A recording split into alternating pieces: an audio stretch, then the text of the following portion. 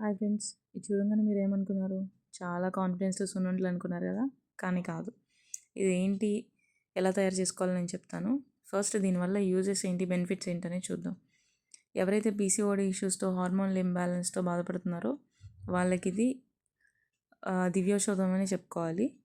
ఎలా తయారు చేసుకోవాలో చూద్దాం. ఒక కప్పు బెల్లం, ఒక కప్పు సన్ఫ్లవర్ సీడ్స్ లేదా సారపప్పు, 1/4 కప్పు నువ్వులు, తెల్లవైన నల్లవైన ఏదైనా తీసుకోవచ్చు.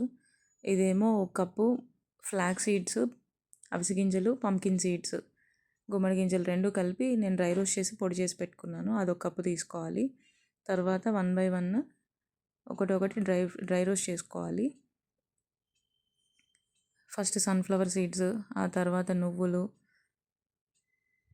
ఆ తర్వాత ఫ్లాక్ సీడ్స్. ఒకవేళ మీరు విడిగా తీసుకుంటే కనుక flax seeds, pumpkin seeds dry roast చేసి పెట్టుకోండి. అన్నీ ఒక్కొక్క కప్పు తీసుకోవాలి. నువ్వులు మాత్రం 1/4 కప్పు.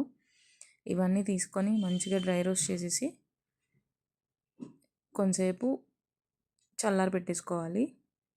ఎప్పుడైతే చల్లారిపోతాయో అవన్నీ కలిపి మిక్సీ వేసేసుకోవాలి. 4 రకాల సీడ్స్ ప్లస్ బెల్లం కలిపి మిక్సీ వేసేసుకోవాలి. మీ ఇష్టం, మీకు నచ్చితే మెత్తగా పౌడర్లో చేసేసుకోవచ్చు, లేదంటే కచ్చపచ్చగా కావాలన్నా కచ్చపచ్చగా చేసుకోవచ్చు. నాకు మా పాపకి మెత్తగా ఉంటే ఇష్టం కాబట్టి నేను ఇట్లా మెత్తగా చేసేసాను. తర్వాత కొంచెం నెయ్యిని కరగబెట్టేసుకొని అది ఒక 1/2 కప్ తీసుకొని ఆ నెయ్యి మొత్తం వేసేసుకొని శుభ్రంగా సున్నుండల్లాగా చుట్టేసుకోవాలి.